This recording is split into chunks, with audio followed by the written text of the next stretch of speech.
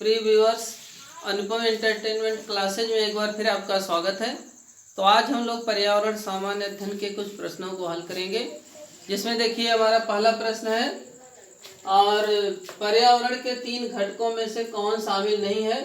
4 विकल्प आप लोगों के सम्मुख दिए गए हैं, इसमें से एक जो है सही है और बाकी गलत है। इसमें से बताना है कौन सा सही है। ध्यान से सुनिए, पर्यावरण के 3 घटकों में कौन शामिल नहीं है। पहला भौतिक, दूसरा जैविक, तीसरा अजैविक, चौथा ऊर्जा संगठन। बताइए कौन सा सही है। ऊर्जा संगठन।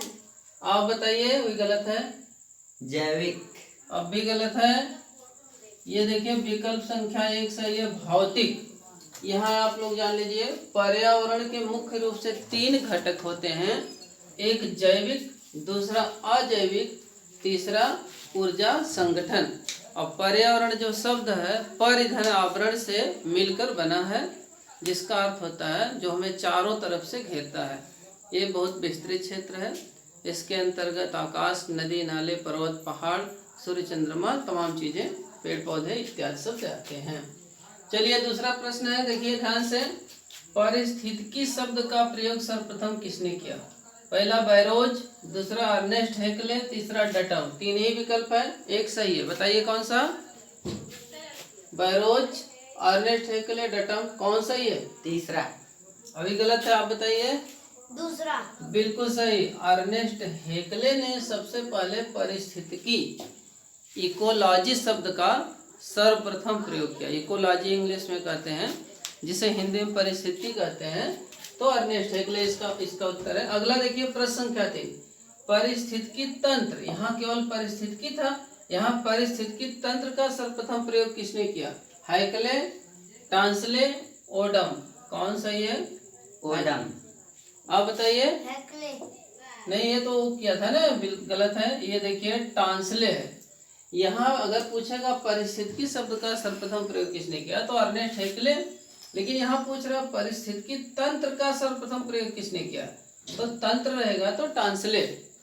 चलिए, लोमड़ी और मेढक है, प्राथमिक उपभोक्ता, द्वितीयक उपभोक्ता, तृतीयक उपभोक्ता। लोमड़ी यानी फॉक्स और फ्रॉग, ये जो है किस तरह के उपभोक्ता है, प्राथमिक की, द्वितीयक की, तृतीयक। तृतीयक। आप बताइए। द्वितीयक। ये बिल्कुल सही, द्वितीयक उपभोक्ता है। ठीक। प्राथमिक उपभोक्ता में कौन आता है, जैसे टिड्डा है, ठीक, गाय है, जो और जीव जंतु हैं, जानवर है, प्राथमिक में आते हैं। और घास या फसल जो है उत्पादक में आता है। ठीक। फिर उसको जो खाते हैं, जैसे टिड्डा खाते हैं घास को, गाय, भैंस, बकरी है, तो प्राथमिक उपभोक्ता। जो प्राथमिक उपभोक्ताओं खाते हैं वो द्वितीयक उपभोक्ता। तो मेढक क्या खाएगा, टिड्डा खाएगा। लोमड़ी भी उसी तरह की है, मांसाहार है। चलिए, कौन सा अपघटक या मृतजीवी है। कवक, हाइड्रा, अमीबा। इसमें से किसे अपघटक या मृतजीवी कहते हैं। अपघटक या मृतजीवी किसे कहते हैं। अमीबा गलत है। अब भी बताइए आप। हाइड्रा। ये भी गलत है। देखिए कवक सही है। कवक को हम क्या कह सकते हैं, अपघटक या मृतजीवी कहते हैं। तो चलिए जो है हम अगले प्रश्न की तरफ आगे बढ़ रहे हैं। प्रश्न संख्या 6, ध्यान से देखेंगे आप लोग। रेड डाटा बुक सर्वप्रथम कब प्रकाशित की गई। 1983, 1982, 1988। चलिए बताइए, पहले आप बताइए।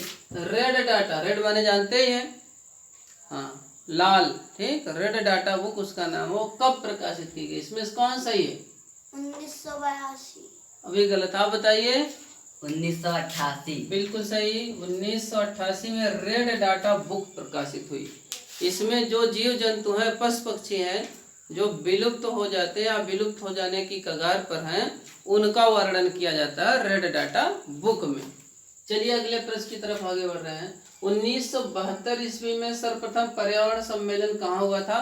बहुत ही महत्वपूर्ण प्रश्न, बार बार पूछा जाता है कि दुनिया का सबसे प्रथम पर्यावरण सम्मेलन जो 1972 में हुआ था, वो कहाँ हुआ था। Stockholm, Kyoto, Johannesburg. बताइए कौन सा। स्टॉकहोम।